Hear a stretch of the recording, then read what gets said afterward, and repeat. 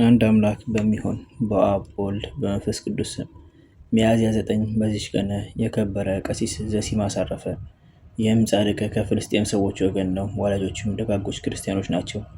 ይህንን ጻድቅ በወለዱት ጊዜ 5 ዓመት አሳደጉት። ከዚያም የቤተ ክርስቲያንን ትምህርትን የሃይማኖትንም ምስጢር ሕግና ስርዓትንም እያስተማረ እንዲያሳደገው ለአንድ ሽማግሌ መምህር ሰጡት። ሽማግሌውም ተቀብሎ ልጁ አደረገው። ትምህርቱንም ሁሉ አምላካዊ ጥበብ ሃይማኖትንም አስተምሮ አመነኮሰው። ዲቁናም አሾመው። በበጎ ስራም አደገ። ትሩፋት መስራትንም አበዛ። እግዚአብሔርንም ሁልጊዜ ያመሰግነዋል። በቀንና በሌሊትም መጻሕፍትን ያነባል። ስራ ሲሰራ ሲበላም ቢሆን ሁልጊዜ ካፉ ምስጋናዎችን አያቋርጥም። በዚያ ገዳም 45 ዓመት በተፈጸመለት ጊዜ ቅስና ተሾመ። ተጋድሎንም ጨመረ።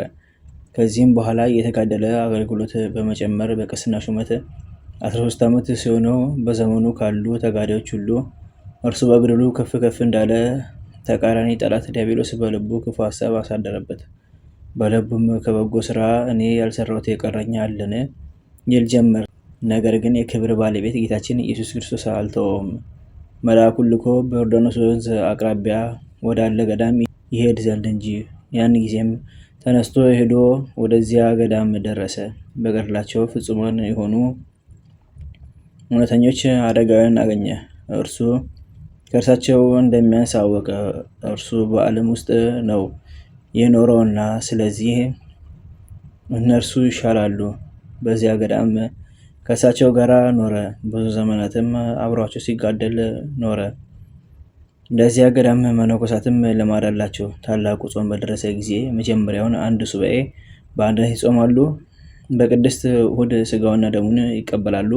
በማግስቱም ሰኞ ጠዋት 26 መዝሙር እግዚአብሔር ብርሃነ ረድኤቱን ሰጥቶ ያድነኛል የሚያስፈራኝ ምንድን ነው የሚለውን እስከ መጨረሻው እየዘመሩ ይወጣሉ። በሚወጡም ጊዜ ወደ በሩ ተሰብስበው በአንድነት ጸልየው እርስ በርሳቸው ሰላምታ ይሰጣጣሉ። የገዳሙ አበምኔትም ይባረካቸዋል። ከዚህም በኋላ እያንዳንዱ ወደ በረሃ ይበተናሉ። አንዱ ባልንጀራውን ያየ እንደሆነ እንዳያይ ወደ ሌላ ቦታ ይሄዳል። ቅዱስ ዘሲማስም በየዓመቱ ከእሳቸው ጋር ወጥቶ በረሃ ውስጥ ይዘዋወራል። የሚጸናነበትንም ይገልጥለት ዘንድ እግዚአብሔርን ለምኖ ነበር። ሲዘዋወርም በበረሃ የምትኖር ግብፃዊት ማርያምን አገኘ። ከእርሷም በልጅነቷ ወራት በእርሷ ላይ እንዴት እንደሆነና በበረሃ የሆነውንም ኑሯን ከመጀመሪያ እስከ መጨረሻ ተረዳ። ከዚህ በኋላም በሁለተኛው ዓመት ስጋውና ደሙን ያመጣላት ዘንድ ፈለገች። እንዳለችውም አደረገላት። ለዚህም ጻድቅ ብሔረ ብፁዓን ይገባ ዘንድ ተገባው። እርሱም ገድላቸውን ጻፈ። ስራቸውን እና ጽድቃቸውን ገለጠ። 93 የሚሆን መላ ዕድሜውን በተፈጸመለት ጊዜ በሰላም አረፈ። ለእግዚአብሔር ምስጋና ይሁን፣ በረከቱ ከእኛ ጋር ትኑር አሜን። በዚህችም ዕለት የ10 ወር ሕፃን የሆነ የኤስድሮስ ማህበር የብሔረ ብፁዓን ጻድቃን በሰማዕታት አረፉ። በረከታቸው ከእኛ ጋር ለዘላለሙ ትኑር አሜን።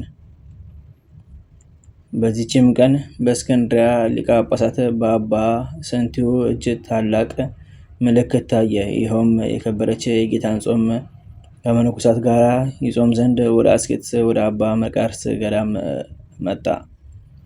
ሰሙነ ሕማማትም በሆነ ጊዜ ገዳማቱንና አድባራቱን ሊዘርፉና ሊማርኩ የአረብ እስላሞች ተሰበሰቡ። በቤተ ክርስቲያኒቱ በስተ ምስራቅ ሰዎችንም ይገድሉ ዘንድ ሰይፎቻቸውን መዘው በእጆቻቸውም ይዘው በዓለት ላይ ቆሙ። ኤጲስቆጶሳትና መነኮሳትም ወደ አባ ሰንቲው ተሰብስበው ከአረብ እስላሞች እንዴት እንደሆነ ነግረው ከዚያ ገድል እንዲል ለመኑት። የከበረ አባ ሰንቲውም ጌታችን የደቀ መዛሙርቱ እግራቸውን አጥቦ አዲስ ሥርዓትን የሰራበት የፋሲካ ፍስሐ በዓል ሳይፈጸም እኔ ከዚህ አልለይም አላቸው።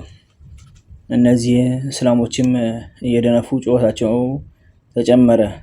አባ ሰንቲውም የወገኖቹን ድንጋጤ ባየ ጊዜ በላዩ የመስቀል ምልክት ያለበትን በትሩን ይዞ ከእግዚአብሔር ወገኖች ጋር በሞት ይሻለኛል እያለ ወደ እነርሱ ሊመጣ ተነሳ።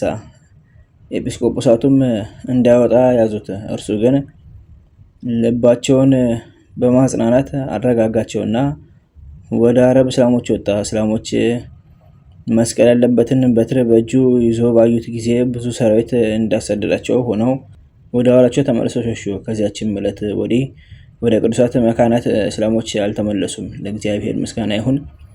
በመስቀሉ ኃይል ሕዝቡን ያዳነ ልዕልና ክብር ገንዘብ የሆነ ለዘላለሙ አሜን።